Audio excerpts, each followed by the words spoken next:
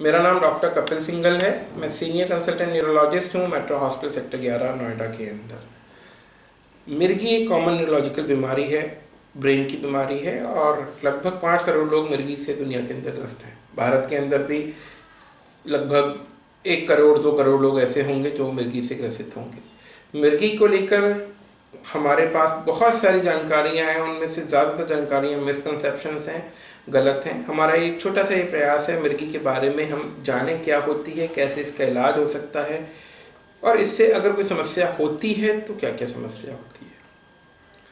मिर्गी कैसे होती है? ब्रेन एक बड़ा ही जटिल अंग है जिसके अंदर करोड़ों खरबों अरबों न्यूरॉन हैं। न्यूरॉन्स एक तरीके से हम कह सकते हैं इलेक्ट्रिकल वायर्स हैं और उनमें अगर कहीं पे शॉर्ट सर्किटिंग होती है, जो कुछ हिस्से के अंदर या पूरे ब्रेन के अंदर वो शॉर्ट सर्किटिंग फैल जाए तो मिर्गी का दौरा हो सकता है। मिर्गी के दौरे कई प्रकार के होते हैं।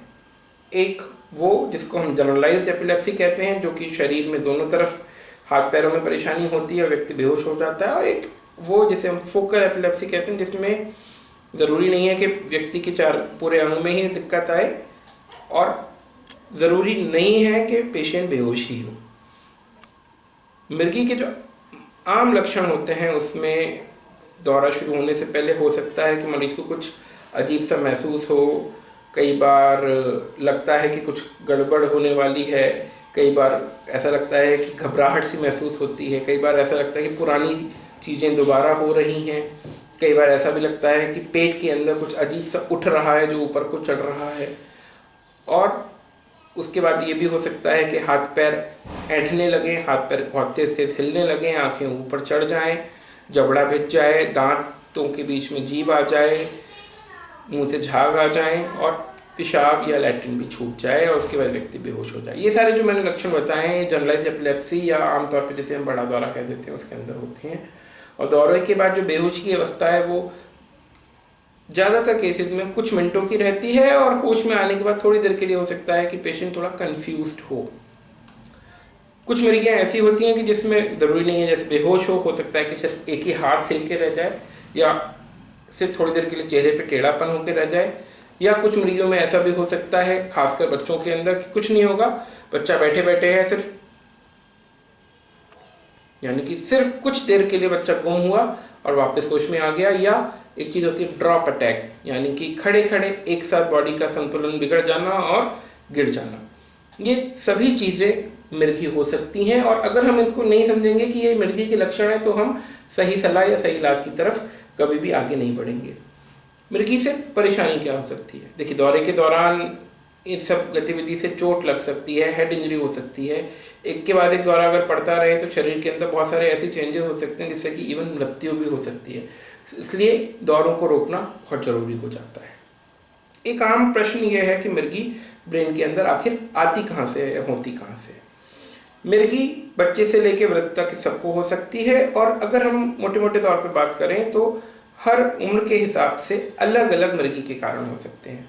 जैसे कि छोटे बच्चों के अंदर जन्म के टाइम पर ब्रेन का डैमेज ऑक्सीजन ना पहुंचने की वजह से हो जाना, या जन्म के टाइम पे कोई इन्फेक्शन ब्रेन का हो जाना, या कई बार कुछ जेनेटिक कारण भी ऐसे हो सकते हैं। भारत के अंदर इन्फेक्शन एक बहुत कॉमन कारण है मिर्गी का, जिसे हम आमतौर पे कीड़े वाली बीमारी या न्यूरोसिस्टिक सर्कोसिस कहते हैं। इसके अलावा ब्रेन की ट्यूबरकुलोसिस हो सकती है, अन्य इन्फेक्शन भी हो सकते हैं, HIV में भी हो सकता है। चोट लगना, हेड इंजरी की वजह से अगर ब्रेन के अंदर कोई डैमेज आ गया है, वो एक कॉमन कारण हो सकता है। वृद्धावस्था में ब्रेन अटैक या पैरालिसिस की वजह से या अन्य कारणों की वजह से, कैंसर्स की वजह से, ट्यूमर्स की वजह से भी मिर्गी हो सकती है। तो कहने का तात्पर्य यह है कि उम्र के हिसाब से कारण अलग हो जाते हैं, लेकिन इसका मतलब ये नहीं है कि किसी उम्र के अंदर मिर्गी नहीं हो सकती है। मिर्गी अगर किसी को है तो ये कंफर्म कैसे होगा कि मिर्गी है? देखिए, मिर्गी में सबसे इम्पॉर्टेंट चीज़ वो होती है जो कि पेशेंट, फैमिली, फ्रेंड्स उसको डिस्क्राइब कर रहे हैं। एक प्रॉपर हिस्ट्री बहुत इम्पॉर्टेंट होती है, यह जानना कि मिर्गी हो रही है तो कैसे दौरे पड़ रहे हैं, दौरे के दौरान क्या होता है, दौरे कितनी देर तक रहते हैं, कब से दौरे पड़ रहे हैं, कितने दौरे पड़ रहे हैं, दौरे के बाद व्यक्ति होश में आता है तो कितनी देर में आता है, किस प्रकार की कोई दवाई चल रही है तो नहीं चल रही है, या कोई ट्रिगर फैक्टर तो नहीं है। ट्रिगर फैक्टर यानी कि ऐसा तो नहीं है कि नींद में ही दौरे पड़ते हैं, ऐसा तो नहीं है कि सुबह जल्दी उठ जाते हैं तभी दौरे पड़ते हैं, ऐसा तो नहीं है कि कुछ बच्चों के अंदर वीडियो गेम में बहुत सारी तेज लाइटों के बाद दौरे पड़ते हैं। सो हिस्ट्री टेकिंग जिसे हम मेडिकल लैंग्वेज में कहते हैं, वह सबसे इम्पॉर्टेंट चीज़ है। उसी के आधार पे हमारा डायग्नोसिस बनता है कि मिर्गी है या नहीं है। कई बार ऐसा भी होता है कि अगर दौरे पड़ते हैं और अब तो वीडियो हर फ़ोन के अंदर अवेलेबल, हम वीडियो बना के ले आए तो वो एक 100% एविडेंस हो जाता है कि हाँ भी दौरे पड़ रहे हैं और कैसे दौरे पड़ रहे हैं। एक बार हिस्ट्री के बेसिस पे कंफर्म हो जाता है कि दौरे हैं या मिर्गी है, तो उसके बाद हमें अगली जांचों के लिए बढ़ना पड़ता है। जांचों में मुख्यतः ब्रेन की इमेजिंग जिसमें MRI है और उसके बाद EEG है। EEG इसमें कुछ तार लगा के जांच की जाती है कि अगर मिर्गी का करंट निकल रहा है तो किधर से निकल रहा है। अन्य जांचें भी हैं जो कॉमनली नहीं करनी पड़ती हैं, उसके बारे में हम बात नहीं करेंगे, और हिस्ट्री और इन जांचों के आधार पे हमें दवाइयाँ शुरू करनी होती हैं।